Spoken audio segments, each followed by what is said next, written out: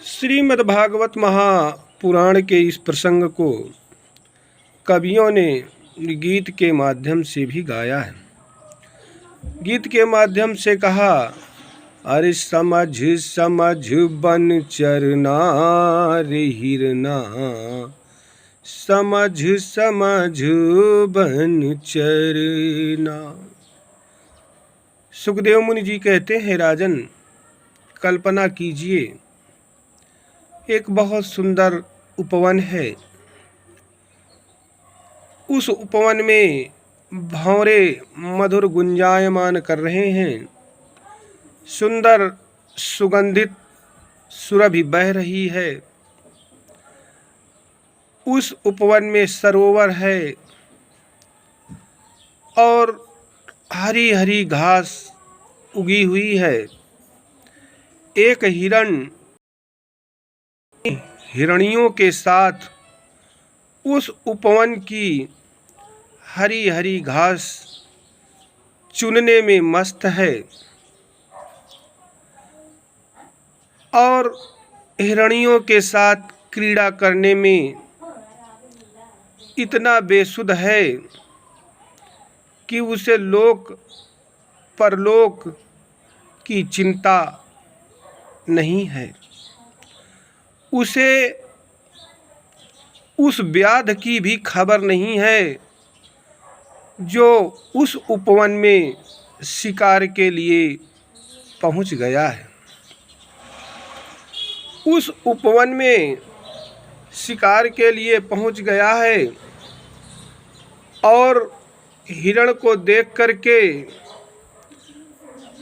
अपना धनुष बाण संधान करके और हिरण की ओर निशाना लगा चुका है। लेकिन हिरण इतना बेसुध है कि उसे उस व्याध की, उस शिकारी की जरा सी भी चिंता नहीं है। तो राजन, वो हिरण तुम ही हो और ये संसार एक उपवन है।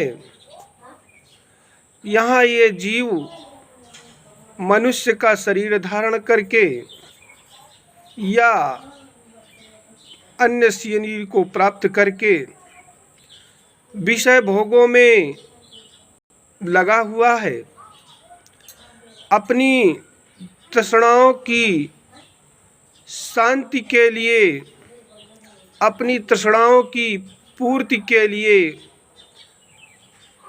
मृग बन करके उस ओर दौड़ रहा है जहाँ जल नहीं है। अपनी प्यासा को लिए, अपनी प्यासा को शांत करने के लिए जिस प्रकार रेगिस्तान में चमकती हुई बालू को हिरण पानी समझ करके दौड़ लगाता है और उस चमकते हुए स्थान पर पहुंच करके दुखी जल को न पा करके दुखी हो जाता है, उसी प्रकार यह जीव मनुष्य शरीर धारण करके अपनी इच्छाओं की तृप्ति के लिए, अपनी कामनाओं की तृप्ति के लिए नीरस विषयों की ओर दौड़ता है।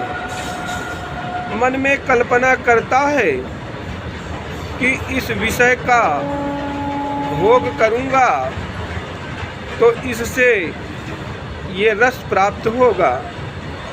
लेकिन जब उन विषयों का भोग प्राप्त करता है तो वो विषय समयांतराल में उसको नीरस प्रतीत होने लगते हैं।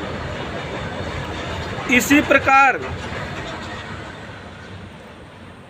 अच्छे से अच्छे विषय समयांतराल में उसको नीरस प्रतीत होते हैं।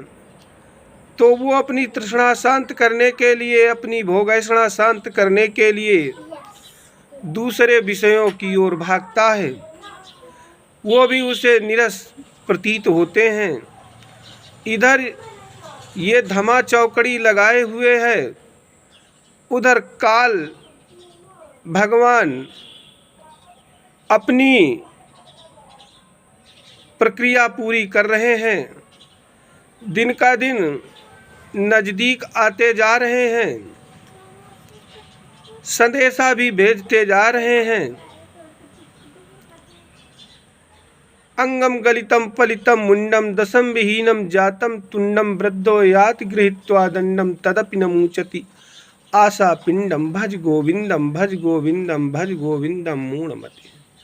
शरीर जीर्ण शीर्ण होने लगता है,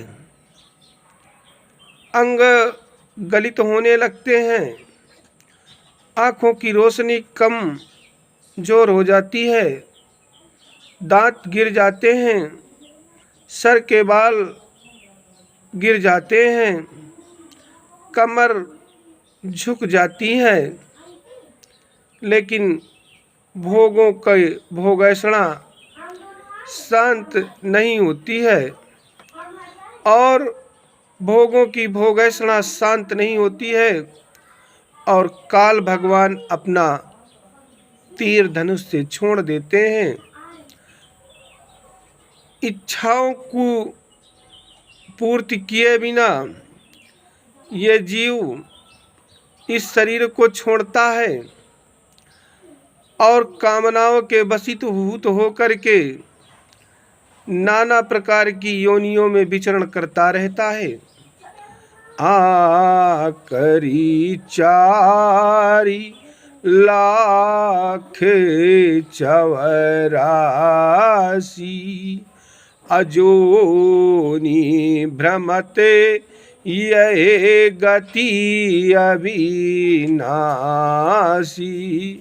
अफिराए सदा माया का प्रेरा अकाले कर्म स्वभाव गुण घेरा।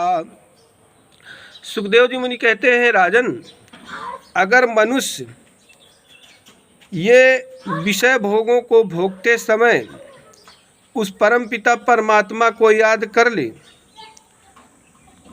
उस काल के भी महाकाल को याद कर ले, तो उसे भवबंधन से मुक्ति मिल सकती है।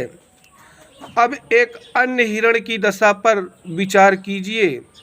एक अन्य हिरण हिरणियों के साथ दाना चुंग रहा था। उसी समय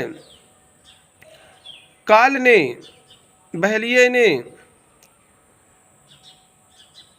उसको मारने के लिए तीर छोड़ा, लेकिन तीर को नज़दीक आता देख भगवान का स्मरण करने लगा हिरण, और बहलिये का निशाना चूक गया और दूसरे बाण को भरते भरते हिरण बहलिये की पहुंच से दूर निकल गया। अर्थात जब हम काल के महाकाल भगवान श्री कृष्ण का स्मरण करते हैं तो फिर काल की भी कोई दाल नहीं गल पाती है।